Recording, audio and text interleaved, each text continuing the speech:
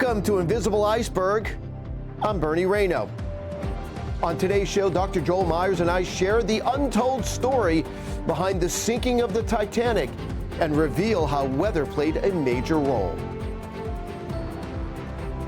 Plus, in our segment, What If?, we take an interesting look at what could have happened if certain factors played out differently, like what if the iceberg hit the Titanic an hour earlier?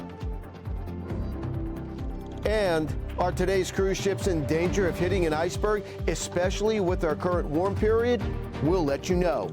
It all starts now on Invisible Iceberg.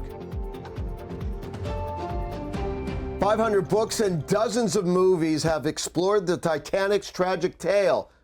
But there's an untold story behind the sinking of this luxury liner. It's just one of the fascinating stories in the book Invisible Iceberg, When Climate and Weather Shaped History. Joining me now to help us delve deeper into the Titanic's untold story is AccuWeather's founder and executive chairman and author of the book Invisible Iceberg, When Climate and Weather Shaped History, Dr. Joel Myers. Joel, thanks very much for joining us here today. It's such a fascinating book, and we begin with the first topic of that book, one of the many topics, the sinking of the Titanic. And why do you think the story of the sinking of the Titanic is so fascinating through the years and still captures our attention today? It happened a long time ago. 112 years ago now. It's interesting that it is quite a story that resonates. You know, it's, of all the words recognized around the world, it's number 3 after God and Coca-Cola. That's amazing. It is. And it's so many elements of a drama played out. First of all, think back to then. It was a totally different era in terms of technology. This was the biggest man-made structure in history ever created by humans. It was the unsinkable ship. It was a creation of humankind, of something that was so advanced. It couldn't sink, but yet it sank on its maiden voyage. And so many people died, 1,500 people. It's such a drama and such a story that all captures everybody's interest. And it's movie after movie has been made about it. People still talk about it because it touches everybody in a way. It must have been such a shock to the people of that time. There is this great ship. Once again, we think that man conquered nature, but yet we found out the opposite, didn't we? We did, and it's fascinating how it came about. So it was an unusual year for icebergs. It was. It had been warm for a few years. More ice was melting off of Greenland. Most of the ice goes north, but some comes south in the Labrador Current. And normally, the icebergs don't survive south of 48 degrees north latitude. This year, many of them got down to 41 degrees, which is the latitude of New York City. And in fact, that's where the Titanic encountered this huge iceberg. There was, keep in mind, in those days, there were no satellites. There was no ways to really track the icebergs. And there were many more that year. And they knew that. There was 400 icebergs down at that latitude in April of that year. Normally, 400 icebergs total break off of Greenland, and most of them melt long before they get to that latitude. And just everything that happened led to the ship going down. There was a mirage, so they couldn't see the iceberg. It was, when it collided, there was no moon. It was in the center of a high pressure area, so it was calm. Right. So they didn't hear the waves lapping against the iceberg. The one ship nearby didn't realize there was the iceberg. It was all because it was an inversion. It was very cold. The ocean was very cold. The air near the sea was very cold. But as you went up, it was warmer. And because of that, what people saw, the lookout, was not real. It was everything looked closer but smaller. And by the way, they didn't have binoculars. That's right. The person who was supposed to be in charge was fired, removed a day or two before the Titanic sailed, and because of that, and he forgot to give the key to the person, and the binoculars were locked up, and so the people on the lookout didn't have binoculars. They were fooled by the inversion that caused the iceberg to be smaller. So they didn't see the iceberg until it was a mile away. And the Titanic is sailing at fast speed, and there was no way to turn the Titanic around. Did anybody try to warn them? No, it's interesting. There was the California nearby. You hear about the Lusitania a lot, but I've never heard about the Californian. It was close by, but again, because of the inversion and how the light waves were bent, the Titanic looked smaller than it was. So they didn't think it was the Titanic. They didn't try to radio it. See, most ships didn't have radios in those days.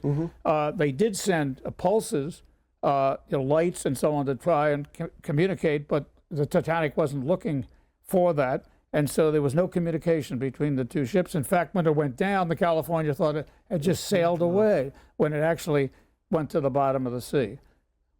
What I find ironic, though, is that the Californian and the Titanic did have a radio.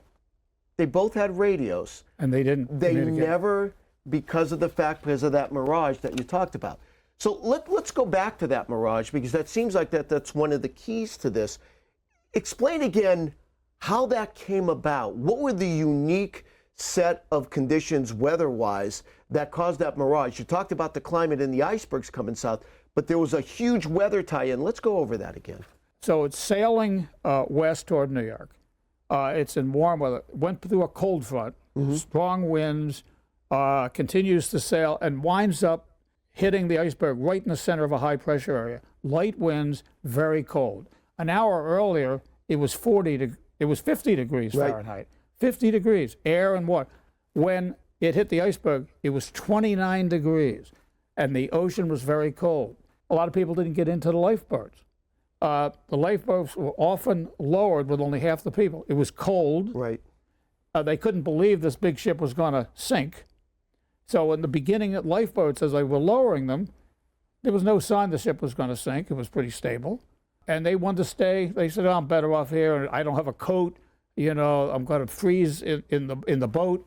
And they didn't get in. Actually, what's not known is they had more lifeboats than was required by law. Not enough for every person. That was changed afterwards.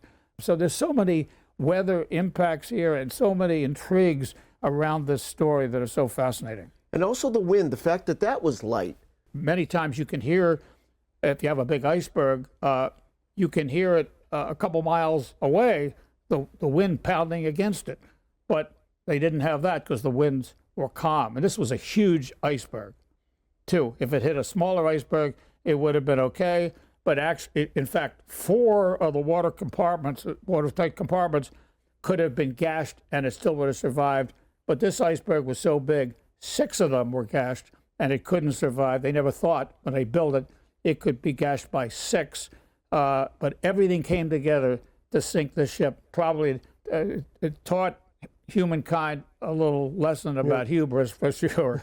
But it has all the elements of a fascinating story. One of the many things that you said that was interesting, let's go back to the lifeboat. I saw the movie Titanic, millions. And the one thing that always came up, there wasn't enough lifeboats. But let's go over that again. There maybe wasn't enough for everyone, but as far as the laws are concerned for that day, there were enough. Yeah, is that correct? Yeah, that is correct. They had more than enough based on the law. The laws were changed a year or two later because of what happened. But I believe they had lifeboats were about 1,200 people. There were 2,500 on board. Right. But the law required, based on the tonnage of the ship, I think a little over 1,000. So they were in excess of that. So, sometimes movies dramatize things and didn't bring all the elements of the story together. As I've researched it and delved into it, but that's one of the fascinating components. Another fascinating part of this was the many people that were on board. You talked about from different classes. There were a lot of people that were very influential at the time that went down in the ship, and one wonders how much that could have changed history. No question. The richest man in the world, Astor, went down. Some influential writers and famous people that obviously advisors to presidents and so on. A lot of those people wanted to be on the maiden voyage. It was history-making voyage, and never thought in a million years the ship would sink. Everything coming together to its demise. It's an amazing story. All right, coming up next in our segment, well, what if?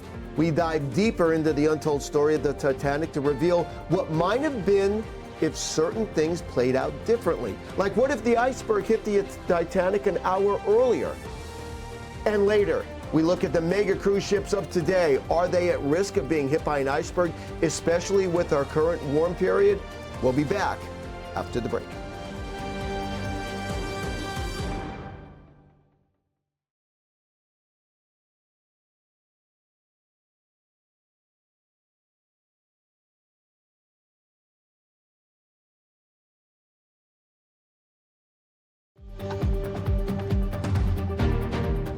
And welcome back. It's time for our segment, What If?, where we take an interesting look at what could have happened if things played out a little differently that tragic night the Titanic sank. Joining me again is AccuWeather founder and executive chairman and author of the book Invisible Iceberg, When Climate and Weather Shaped History, Dr. Joel Myers. And you know, Dr. Joel, I think we could spend about 2 days on this topic because there were so many things that just conspired against the Titanic. If just one of them would have changed, but they all went against them. We're going to try to cover some of that in this segment here. Now, what if, let's talk about timing. And as a meteorologist, timing is everything. What if the encounter with the iceberg would have happened an hour earlier? How could have that changed things? In a number of ways. First of all, if it probably they would have seen the iceberg further. Remember, it's a moonless night. Right. There's not much wind when it hit, and that's rare. But if there still would have been a moonless night, but there would have been some wind. So the lookouts would have heard the iceberg earlier. There would have been more notice, and maybe only 4 of the watertight compartments would have been gashed, and it wouldn't have sunk. If it did still get the damage and sink, a lot more people would have survived because the water temperature and the air temperature was much higher. Even in an hour's travel, it was about 50 degrees, not 29. And so people would have survived in the water longer. It was colder because we had an area of high pressure building in. Well, a cold front had gone by. Right, and then high pressure built in. But that played a role, isn't it? And it's oftentimes an area of high pressure covers such a small area. The center does. The center of the high covers such a small area. And in the center, the wind is virtually calm. Now, at any given time, look at the globe and we look at wind flow, only a few percent of the world, 3, 4, 5%, has little or no wind. Because that's what's covered near the center of a high pressure area. If it, as we said, an hour earlier, there was wind. And so that wind would have caused the waves to blow up against and create a noise, and they probably would have seen the iceberg 2 or 3, or heard it 2 or 3 miles away, whereas they didn't hear anything in calm area because it hit the iceberg right in the center of a high pressure area on a clear moonless night, so there was no light from the moon, which normally there's some, even if it's light. And so all these things played a role. So an hour earlier, most of those people probably would have survived. And there was also a change in the steering system, which led to the demise, something that is not often talked about. That's correct. A whole new steering system was put on the Titanic, and apparently where you normally turn right, now you turned left, and of course they weren't trained enough to do that, to make a rapid change, so they turned it the wrong way to begin with. First of all, they only had a mile, and it's going so fast, and the ship is so big. People talk about it as often, or you need room to turn around a big ship. They use it for all kind of metaphors, and it's particularly true there. And they turned it the wrong way. Let's talk about something that's I've never heard of either: a change of the crew. In fact, there was the second officer was demoted before a day or two before. How did that play a role? Well, he had the key to the lockbox that had the binoculars. And in the change that occurred, there was not a transfer of that key from the person who was very disappointed. All of a sudden, he was demoted for whatever reason. And so the officers and the people on the bridge didn't have any binoculars. And so they might have recognized or seen the iceberg earlier, could have been. Of course, there was still a Mirage, but we know that's the case. They didn't think it was serious enough to break open the whatever if they could have and getting the binoculars out. Wow. So they didn't have binoculars. A simple key. Yeah. A simple key. It's fascinating. One of the more interesting what ifs, and I think, and of course, my opinion on this, the Californian. It really could have, it started with them and it could have ended with them. You hear about the Lusitania all the time, but I never heard until I read your book about the Californian. That could have saved the Titanic. Fascinating. It was not that far away. Yeah. Lack of communications. There are assumptions there. They both had radios, but they didn't radio each other. They sent up, the Titanic sent up flares once it hit the iceberg. And the California made the assumption that it was something else. They didn't take it as, I guess there was no standard SOS, the flares. So they just thought it was something else. It wasn't a call for help. So they didn't respond to that. They thought it was a smaller ship. It wasn't the Titanic because of the effect of the refraction from the inversion. And there were so many things all conspired to defeat the Titanic and lead to this tragedy. And it's amazing, the Californian, 2 or 3 of those events by itself.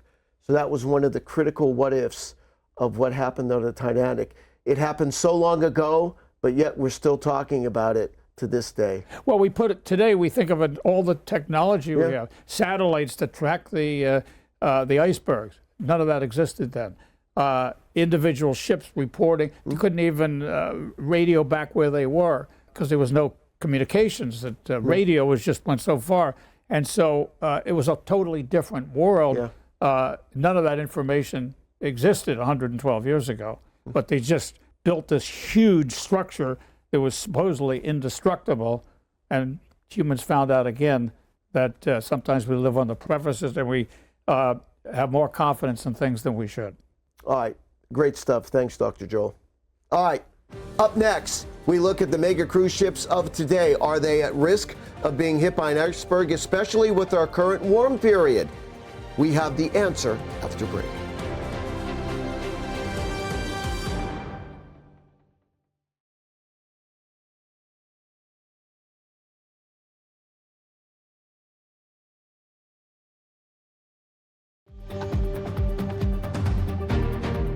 Welcome back to Invisible Iceberg. I'm Bernie Rayno. So a common question we hear a lot, especially with the current warm period, is, are today's cruise ships in danger from icebergs? So let's dive into it. As discussed, the warm periods of the early 1900s allowed icebergs to survive to much farther southern latitudes. In the case of the Titanic, an iceberg was able to travel south well beyond 45 degrees north. Now, the current warm period is even stronger than that of the early 1900s. In fact, here is the annual temperature anomaly. Here's where we were back in the early 1900s. Here we are today. So it is possible and even likely that an iceberg could move south into the main shipping lines of the northern Atlantic Ocean. Now, despite this threat, the likelihood of a collision and sinking of a vessel from an iceberg collision is extremely unlikely. And the reason?